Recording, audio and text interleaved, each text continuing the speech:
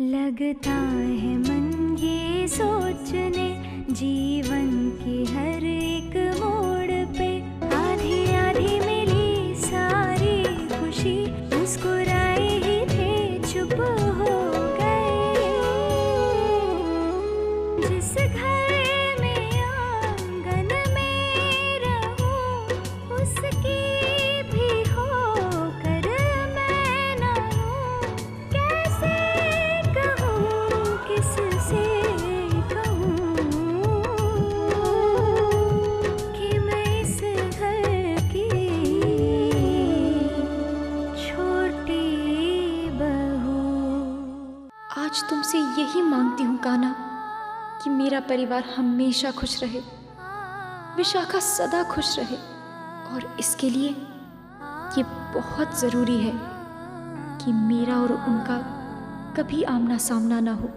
मुझे पता है कि तुम भ्रम नहीं हो। तुम तो मेरी जिंदगी का इतना बड़ा सच हो कि तुम्हारे बिना ये जिंदगी झूठी लगती है। और मुझे पता है कि तुम मुझे बहुत जल्द मिलने वाली हो, बहुत जल्द।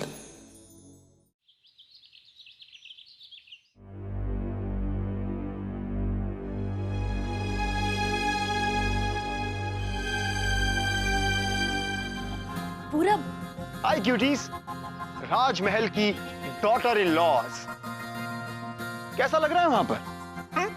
कहीं तुम बड़े घर की चकाचौंध देखकर अपना हीरोइन बनने का सपना तो नहीं भूल गई ना? ऐसा हो सकता है?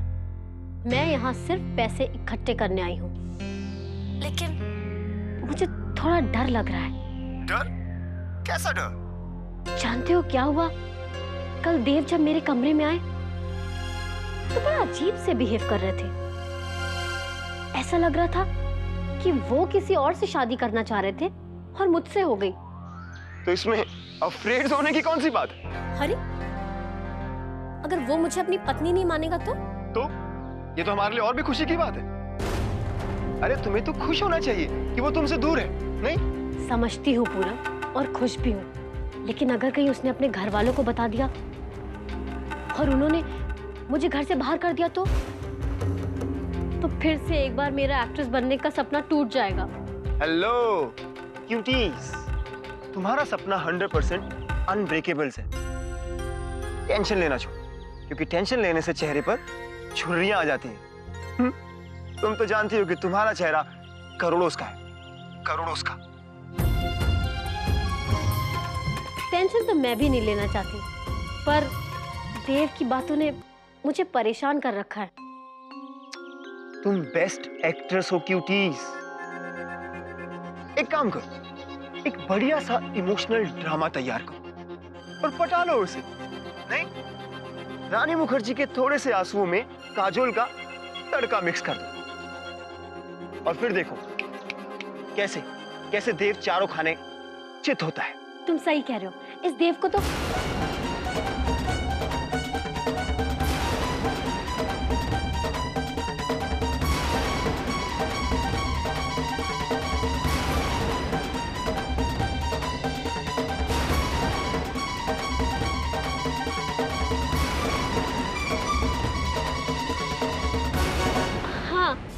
देव अच्छे हैं माँ।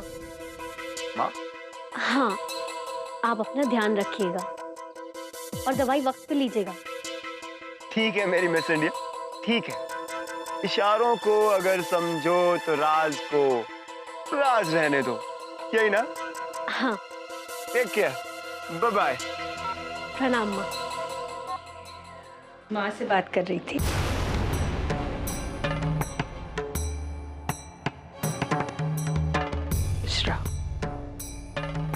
हाँ दादी माँ, वो माँ अपना ख्याल नहीं रखती, दवा लेना भूल जाती हैं, तो बार बार उन्हें याद दिलाना पड़ता है।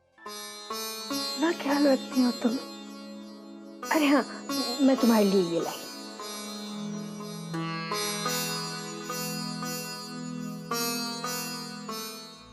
इनसे तो लाखों के गहने मिलने की उम्मीद कर सकती हूँ।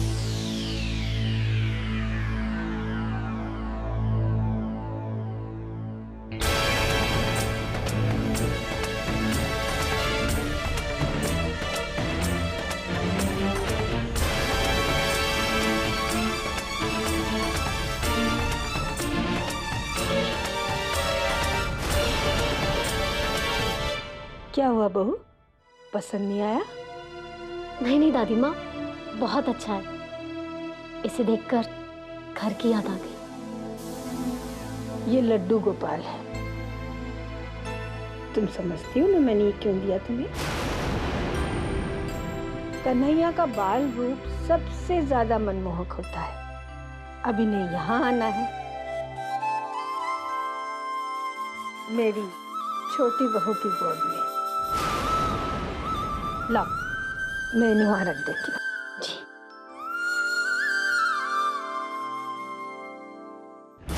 शादी हुई नहीं कि बच्चे के सपने देखने लगे। मेरा करियर बर्बाद करने पे तुले हुए हैं ये लोग। गोदी में बच्चा होगा तो खाक को ही फिल्म मिलेगी।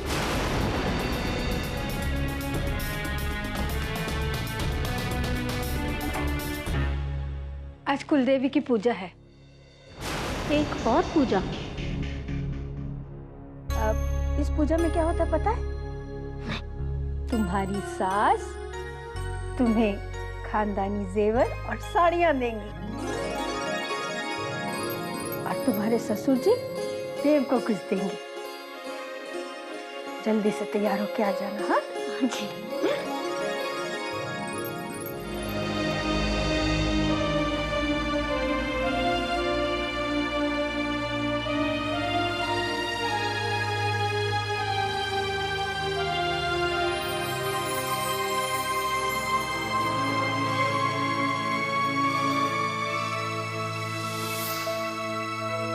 And I'm sure तुम मेरे बारे में सोच रहे हो। सॉरी दादी माँ।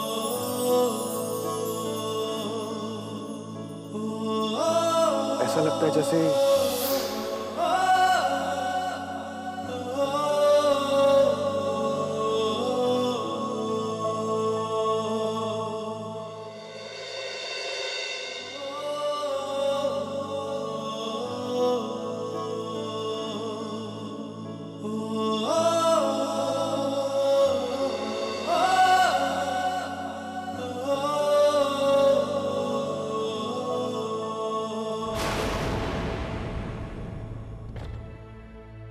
सुनिए,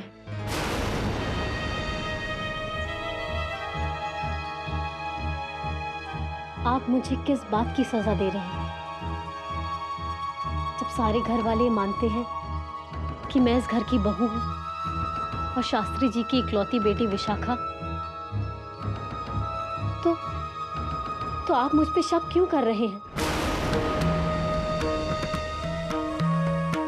जब एक लड़की अपने बाबुल का आंगन छोड़कर आती है तो ससुराल की ही होकर रह जाती है और शादी के बाद उसका पति ही उसका सब कुछ होता है।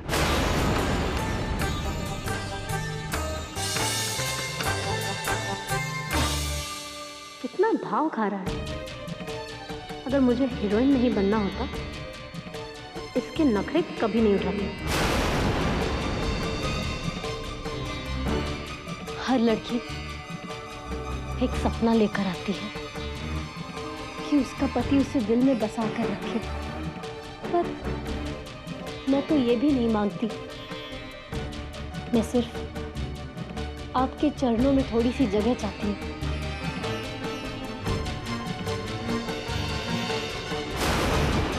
वाह,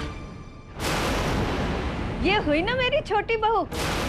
वरना आजकल की लड़कियां पति के पैर छूने तो दूर, पति को पैरों तले दबा के रखती हैं। जियो बेटा, खुश रहो। भगवान तुम दोनों की जोड़ी बनाए रखे।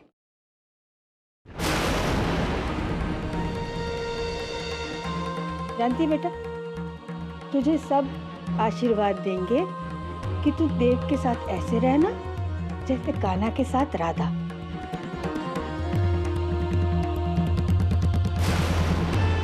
लेकिन मैं कहूंगी कि देव के साथ ऐसे रहना जैसे कान्हा के साथ उनकी बांसुरी।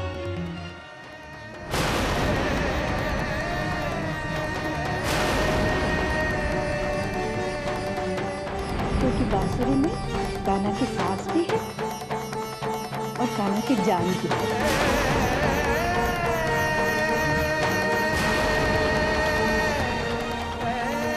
अच्छा चलो, अब दोनों जल्दी से तैयार हो जाओ और नीचे आ जाओ। सब इंतजार कर रहे हैं, कुल देवी के मंदिर जाना। जी। चला जा बेटा।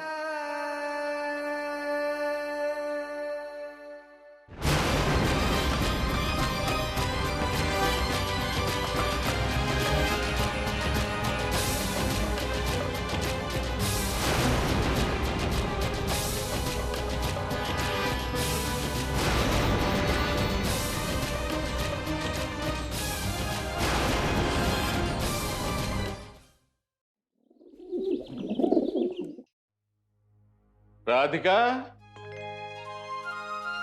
राधिका बेटा, जी बाबूजी। क्या कर रही है बेटा?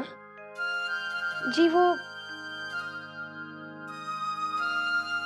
बाबूजी, इतने सारे जबा के फूल किस लिए? आज तो कोई पूजा भी नहीं है। पूजा है बेटा, विशाखा के यहाँ कुलदेवी की पूजा है। पूरा परिवार पुराने देवी मंदिर पूजा के लिए आने वाला है।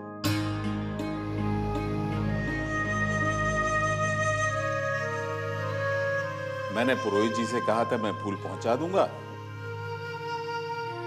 मैं स्वयं जाने वाला था बेटा, किंतु मंदिर में एक आवश्यक कार्य निकल आया, इसलिए जा नहीं पा रहा हूं। ऐसा कर तू चली जा।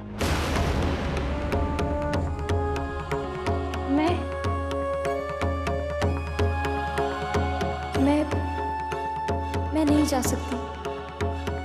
मुझे देव के सामने नहीं आना है। क्या करूं? माँ या दादी से पूछती हूँ, शायद वही कोई उपाय बता दे।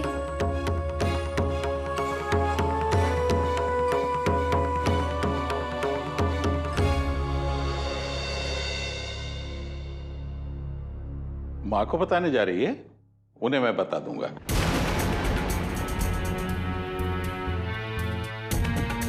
तू शीघ्रता से चली जा, वैसे ही बहुत विलंब हो गया है।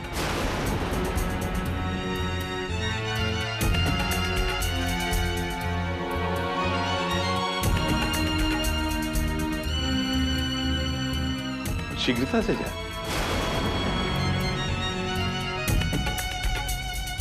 जी।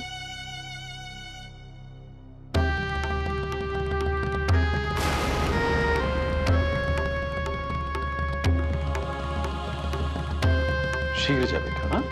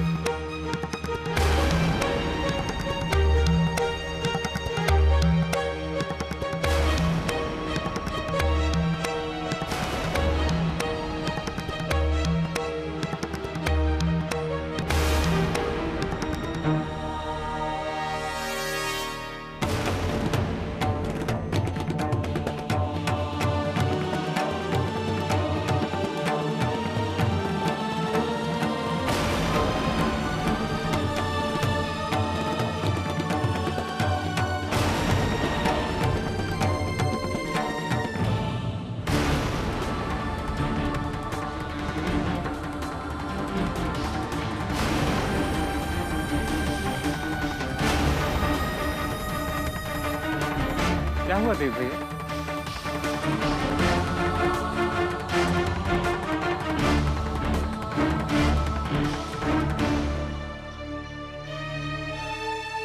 राधिका दीदी, नंदू, आप कहाँ थी दीदी?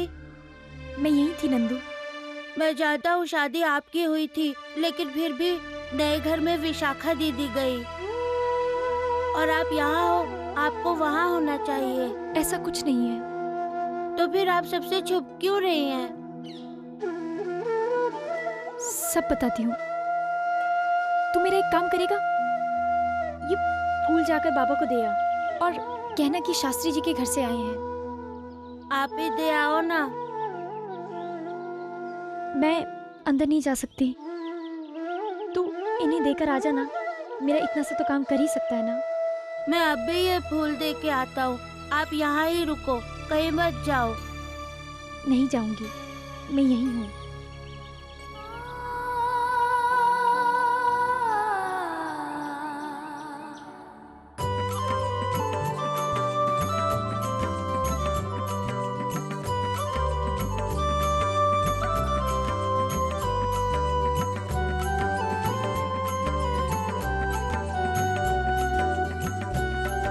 बिरजू, जी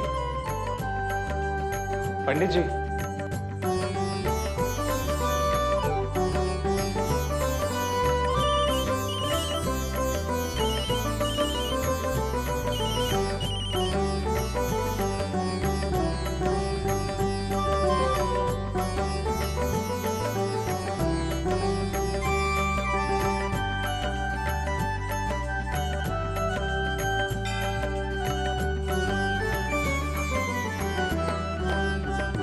हेलो, रॉन्ग नंबर।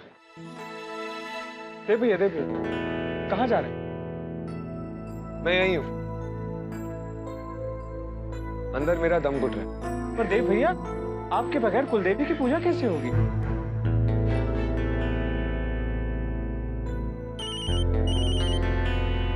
हेलो, क्या?